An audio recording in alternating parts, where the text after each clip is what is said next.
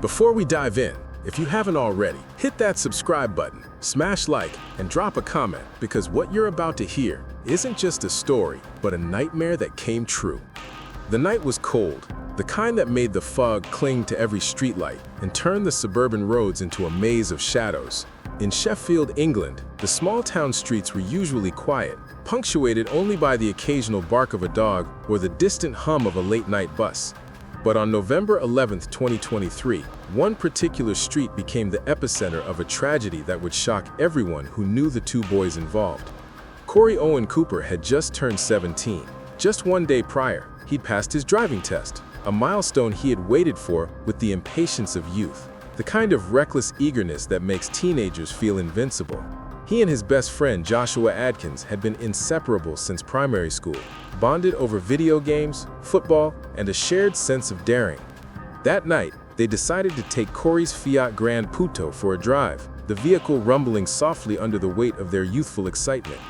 The air inside the car was thick with laughter and the kind of energy only 17-year-olds possess. Corey's hands gripped the steering wheel a little too tightly, his eyes darting between the empty road ahead and the rearview mirror, catching glimpses of Joshua grinning at him, oblivious to the danger lurking in their overconfidence. Then it happened. A bend in the road, nothing more than a gentle curve under normal circumstances, suddenly became a lethal trap. Corey accelerated, testing the limits of his new license, the speedometer climbing far past the 20 miles per hour limit. The Fiat wobbled as the tires struggled against the slick asphalt. Joshua shouted, a warning lost in the roar of the engine. The car slammed into the barrier, flipped onto its roof, metal screaming as it crumpled and shattered. When the emergency services arrived, the scene was chaos. Broken glass glittered across the tarmac. Streetlights reflected off the twisted metal like jagged stars. Corey stumbled out, dazed, his sweatshirt torn, hands shaking uncontrollably. Joshua lay pinned inside the wreck, unconscious, blood pooling around him. Paramedics fought to stabilize him, their voices tense, urgent. But 3 days later, despite every effort, Joshua succumbed to his injuries. Detectives quickly descended on the scene, not just to document the accident, but to dig into the choices that led to it. Corey admitted that the brake warning lights had been blinking for over an hour, but investigators found that the car itself wasn't the primary culprit. It was his speed, his inexperience, and the split-second decisions made in that fatal curve. Then came the discovery that would change the course of the investigation entirely. Among the wreckage, police found a crumpled piece of paper tucked into the glove compartment. Scribbled in Joshua's handwriting was a note that hinted at something far darker than a simple teenage thrill gone wrong.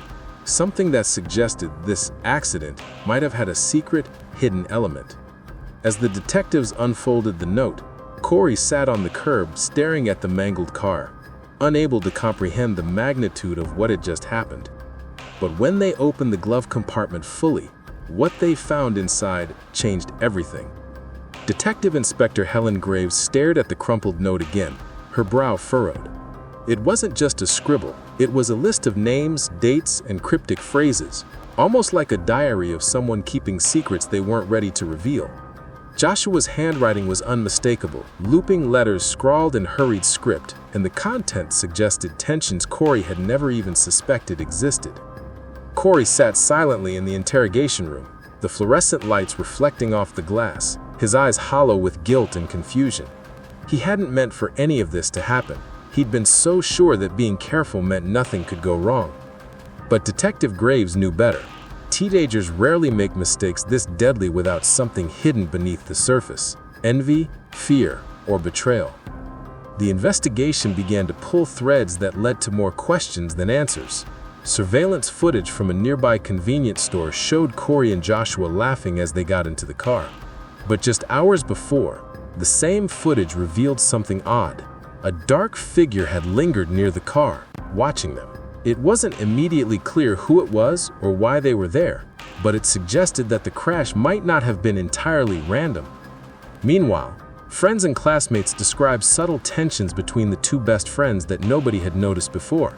A minor argument about money, a social media post taken the wrong way, and even whispers of a girl that both had interests in.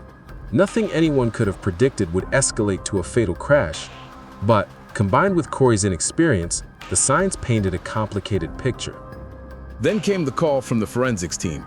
The Fiat Grande Punto's brake system had been tampered with, not in a way that would guarantee a crash, but enough to make stopping at high speed much more difficult.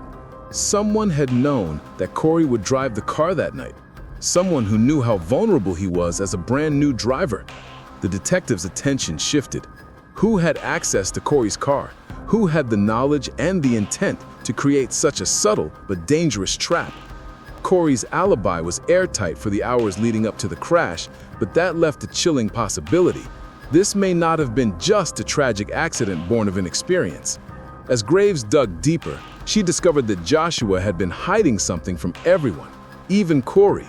The note suggested that he had witnessed something illegal days before, something he had confided in no one but the one person he trusted most.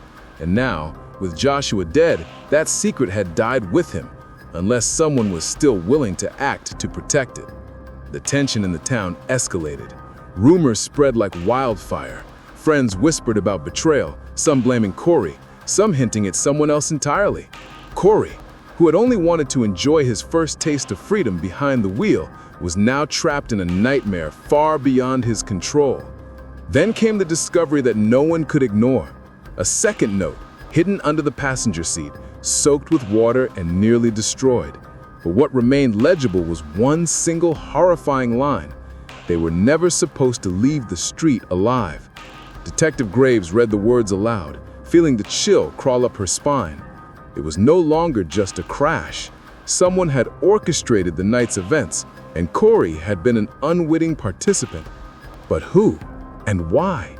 The answer was closer than anyone realized, and when Graves returned to the station to compare evidence, she found something on Corey's phone that would shatter everything he thought he knew about his best friend. Detective Inspector Helen Graves couldn't shake the line from Joshua's second note. They were never supposed to leave the street alive. It echoed in her mind like a warning. Someone had planned this, and Corey had unknowingly become a pawn. Back at the station, Graves pulled up Corey's phone for a final review. Messages, social media posts, photos. One file jumped out at her.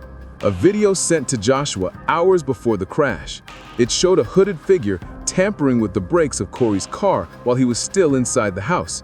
The timestamp confirmed the tampering had happened after Corey left to pick up Joshua.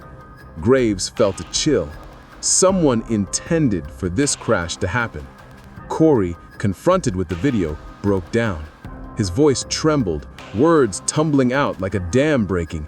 He hadn't known. He had trusted Joshua, and Joshua had always been careful, protective, loyal. But now, the evidence suggested that Joshua had secretly warned someone else, or been caught in a dangerous web himself. The detectives were determined to find the hooded figure, the mastermind behind the fatal night. Forensics traced fingerprints on the brake lever. The match was chillingly close to Joshua's older cousin, Nathan Adkins. Motive emerged. Nathan had been involved in illegal street races and owed dangerous people money. Joshua had accidentally discovered Nathan's plan to use Corey's car as a pawn to settle scores with a rival. When Joshua tried to intervene and stop him, Nathan panicked. What was supposed to be intimidation turned into a fatal accident. Nathan was arrested, but the story didn't end there. Corey had to live with the consequences of a tragedy that wasn't entirely his fault. The court sentenced him to 5 years in a young offenders institution, a punishment meant for recklessness, but the shadow of Joshua's death and Nathan's betrayal loomed larger than any sentence. The town mourned Joshua. Friends, family, and even strangers held vigils in his honor. Amid the grief, a glimmer of hope emerged. Joshua's organs were donated, saving 4 lives. A cruel twist of fate. His death became the reason others lived. Detective Graves stood over the crash site weeks later, rain soaking her trench coat.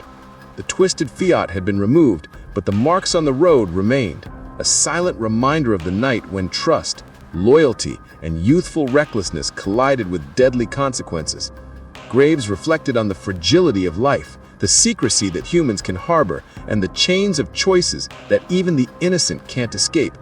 As for Corey, he would forever be haunted by that night. But he also learned a painful truth.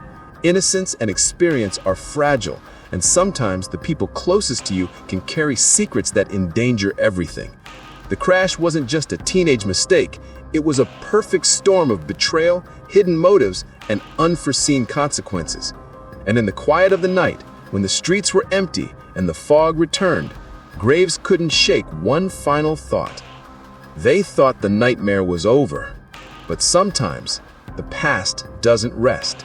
Sometimes it waits for the next driver, the next curve, and the next tragic crash. If you thought this story was intense, you're not ready for what's coming next. Subscribe, like, and turn on notifications so you don't miss the next dark tale.